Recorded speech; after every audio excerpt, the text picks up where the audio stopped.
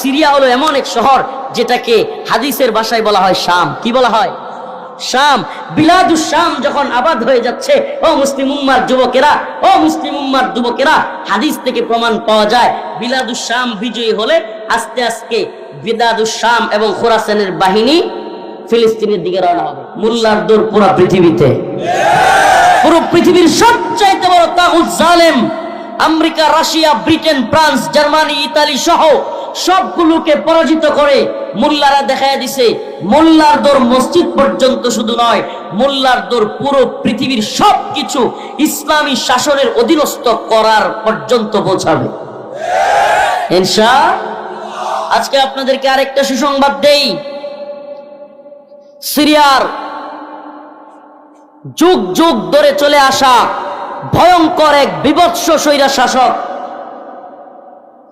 এই শিয়া নেতা বাশার আল আসাদ, যার বাবা ছিল হাফেজ আল আসাদ, হাফেজ আসাদ যাকে বলা হইতো, এদের যুগ যুগ ধরে এদের স্বৈরা শাসন চলতেছিল পুরো পৃথিবীতে। এত বড় আন্দোলন কখনো হয় নাই সিরিয়াতে। যত বড় আন্দোলন 2012 সালে হয়েছিল। কত সালে? 2012 সালে, যেটাকে বলে আরব বসন্ত। কি আরব বসন্ত এমন হয়েছিল। আচ্ছা বলেন, কোটা আন্দোলনে যে শেখ হাসিনার পতন হইল, সব ঘর থেকে বা সব এলাকা থেকে লোক কি রাস্তার বাইরে ছিল? সত্যি কইবেন? লাগছে। কিন্তু আরব বসন্তে সিরিয়ায় 2012 সালে এমন কোন এলাকা ছিল না, এমন কোন রাস্তা ছিল না যেটা বাশার আল আসাদের বিরুদ্ধে জনগণ দখল করে নাই। এমন কোন রাস্তা ছিল না। গোটা আরব একত্রে জেগে উঠছিল। এরপরেও সমস্ত মানুষ রাস্তায় আসার পরেও এই বাশার আল আসাদ ক্ষমতা ছাড়ে নাই। উল্টা সেনাবাহিনী দিয়া প্রতিদিন শত শত মানুষকে গুলি কইরা পাখির মতো রাস্তায় শোয়া দিয়া সে এখন পর্যন্ত ক্ষমতায় ছিল। কিন্তু সুবহানাল্লাহ, আজকে এই তো 3-4 দিন আগে সিরিয়ার আলেপ্পো মুজাহিদ বাহিনী দখল করেছে। কুখ্যাত বাশার আল আসাদ, যে কিনা ছোট ছোট বাচ্চাদেরকে তার সৈনিকদের দিয়া বেলুনের দিয়া খুঁচায়া খুঁচায়া হত্যা করতো, নাউজুবিল্লাহ। বন্দুক দিয়া গুলি করার পরে বন্দুকের নলে দেখবেন একটা চাকুর মতো থাকে। কি থাকে? এটারে বলে বেলুনের। এইটা দিয়া খুঁচায়া খুঁচায়া মুসলিমদেরকে মারতো। সে কুখ্যাত বাশার আল আসাদের কাছ থেকেও আল্লাহ পাক আজকে মুজাহিদদের বিজয় দান করতেছেন। সুবহানাল্লাহ। বিজয় ধ্বনি গোটা পৃথিবীতে শোনা যাচ্ছে। এদিকে ভারতও আমাদেরকে ভালোই হুমকি ধমকি দিতেছে। ভারত আজকে একটু আগে নিউজটা দেখলাম, আপনারা দেখছেন কিনা, আরএসএস, আসলে আমরা গ্রামগঞ্জের মানুষ তো এতটা রাজনীতি সচেতন না। আরএসএস হলো ভারতের সবচাইতে ভয়ঙ্কর এবং হিংস্র একটা দল। আরএসএস হলো ভারতের সবচাইতে পাওয়ারফুল এবং ক্ষমতাসীন একটা সংগঠন। এই আরএসএস, যেটা কিনা বিজেপি, শুনেন না, মোদির দল, মোদির দলের নাম কি? বিজেপি। এই বিজেপিরও প্রধানতম দল হলো আরএসএস। প্রধানতম দলের নাম কি? আরএসএস। আরএসএস এর রাজনৈতিক শাখা হলো বিজেপি। আরএসএস এর রাজনৈতিক শাখা বিজেপি। এই বিজেপির প্রধানতম দল যেটা আরএসএস, সেই আরএসএস আজকে ঘোষণা দিয়েছে তারা কি বাংলাদেশ দূতাবাস ঘেরাও করবে। বাংলাদেশ দূতাবাস কি করবে? এই রাজনীতি সচেতনতা যাদের নাই এদেরকে বোঝানো কঠিন। একটা দেশের প্রধানতম দূতাবাস ঘেরাও করা, সেখানে আক্রমণ করা মানে হলো সে দেশের সাথে অনেকটা যুদ্ধ ঘোষণা করা। তাইলে বুঝেন আমরা কতটা হুমকির মধ্যে আছি, কল্পনা করা যায়? হ্যাঁ, আমরা আছি অমুক পীর আর তমুক পীর লইয়া, ফু মারলে ভালো হয়ে যায়। এগুলো থাকতো না। এগুলো নিয়ে যুদ্ধে রক্তক্ষয়ী সংঘর্ষের দরকার নাই। এগুলো বন্ডামি, গান বাজনা, মাদক, এটা সেটা, এগুলো এমনিতেই আল্লাহ পাক কোরআনে বলছেন, ইযা জাআ নাসরুল্লাহি ওয়াল ফাth ওয়া রাআইতান নাসা ইয়াদখুলুনা ফি দীনিল্লাহি আফওয়াজা। আল্লাহ রাব্বুল আলামিন বলেন, আল্লাহর পক্ষ থেকে যখন সাহায্য চলে আসবে এবং বিজয় মুসলমানদের হয়ে যাবে, তখন আর কোন ধরনের আপনাকে কাউকে বুঝাইতে হবে না। আপনি আল্লাহ প্রদত্তভাবে আল্লাহ বলেন, ইয়াদখুলুনা ফি দীনিল্লাহি আফওয়াজা ওয়া রাআইতান নাস, আপনি দেখবেন ইয়াদখুলুনা, দলে দলে মানুষেরা ইসলামে প্রবেশ করতেছে। সুবহানাল্লাহ। আফগানিস্তানে মাজারা ছিল না, বন্ডপীর ছিল না, এখন যায় দেখেন একটারে হুইজা পান কিনা, বানতে হয় না, এগুলো সব এমনি পালাইছে। এজন্য বলি কি, এদের সাথে ফাইটটা করিয়েন না, এদের সাথে মূল খুচাখুচিটা করিয়েন না। এরা বেদাতি হইতে পারে, কিন্তু কেউ মুসলিম বলতে পারবেন? সমস্যাটা কোথায় জানেন? এদেরকে কি কাফের বলতে পারবেন? বিদাতি, এটা সত্য, কিন্তু কাফির তো বলা যাচ্ছে না। যেহেতু কাফের বলা যাচ্ছে না, অলরেডি ভারত আমাদের উপর আক্রমণ করতেছে, ইসকন বাংলাদেশে আমাদের মুসলমানদেরকে হত্যা করতেছে, এমতো অবস্থায় মুসলমানরা যদি আমরা ঝগড়া করি, এটাই চায়। এই তথাকথিত আপনার সন্ন্যাসীবাদী কিংবা আপনার সুফিবাদী, এটা কোত্থেকে আসছে? সুফিবাদ তৈরি করছে ইংরেজরা। সুফিবাদের সাথে এই ইসলামের ন্যূনতম কোনো সম্পর্ক নাই। সুফিবাদ এবং হক্কানি পীর দুটো এক জিনিস না। এই গাঞ্জা সেবন করা, মাজারে গিয়া সিজদা করা, মান্নত করা, এগুলোর সাথে ইসলামের ন্যূনতম কোনো সম্পর্ক নাই।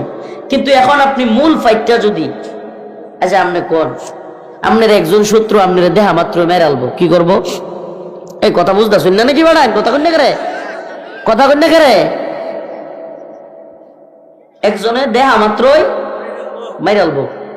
আপনার নিজের বাসায় নেত্রকোনার কিশোরগঞ্জের ভাষা তো প্রায় একই। আর একজনে আপনারা দেখলে এমন শত্রু, আপনার এক শত্রু কি করবো? দেখা মাত্রই আরেক শত্রু হইলো আপনারা দেখলে ঠ্যাং টুং ভাঙিয়ে আলবো, মারতো না, কি করবো? আরেকজন শত্রু হইলো আপনারা দেখলে ঠ্যাং অভাঙতো না, মারতো না, কিন্তু কথা বুক বুক করবো কুত্তার মতো, কি করবো? শত্রু কিন্তু তিনোটাই, শত্রু কিন্তু কথা হয় না। একজন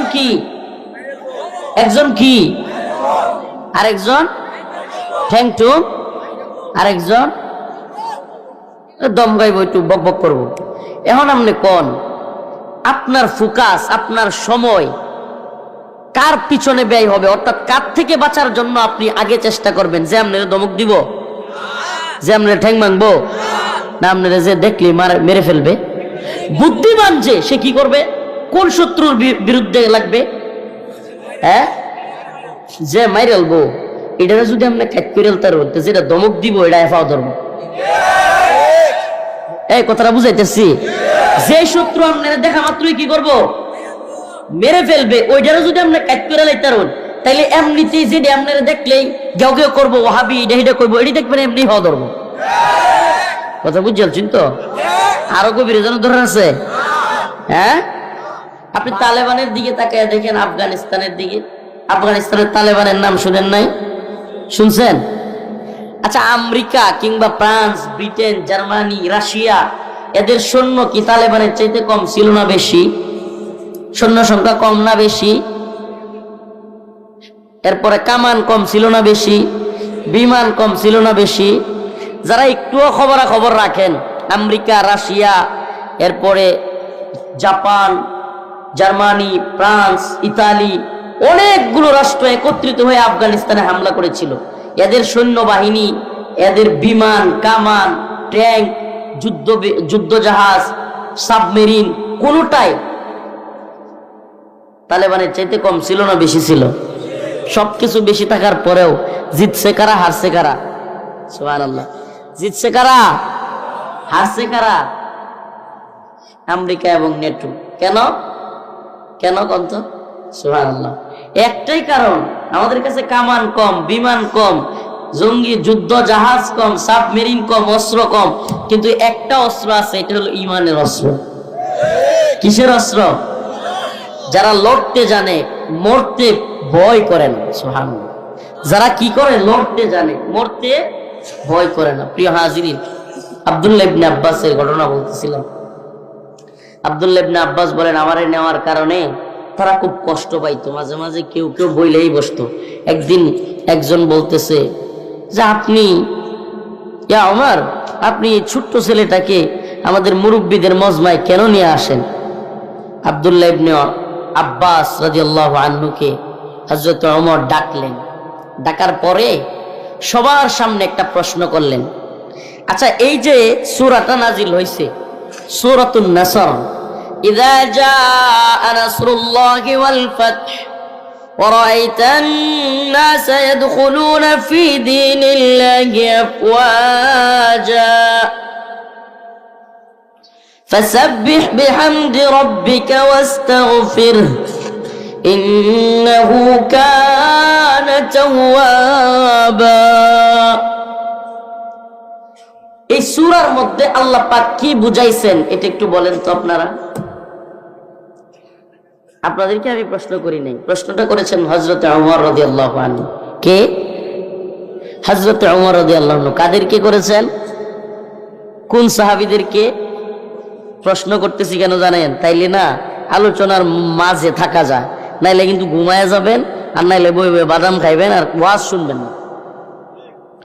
আব্দুল্লাহ ইবনে আব্বাস রাদিয়াল্লাহু আনহুকে কেন মুরব্বীদের মজমায় নেওয়া হয়? এজন্য হযরত ওমরকে যখন বদরের মুরব্বী সাহাবারা, কিবারে সাহাবারা প্রশ্ন করলেন কেউ কেউ, তখন আব্দুল্লাহ ইবনে আব্বাস রাদিয়াল্লাহু আনহুকে হযরত ওমর ডাক দিলেন।